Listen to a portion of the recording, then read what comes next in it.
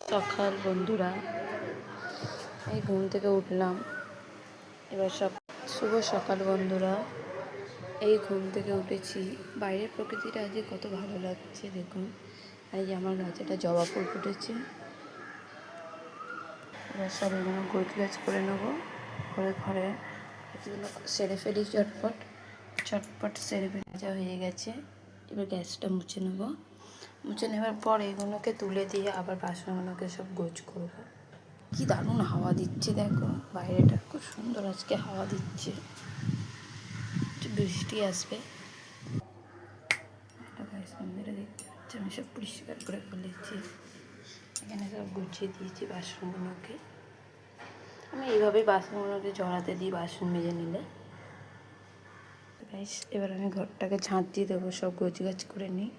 গোছগাছ করে ফেলার পর এবার আমি ঘরটাকে ঝাঁট দিয়ে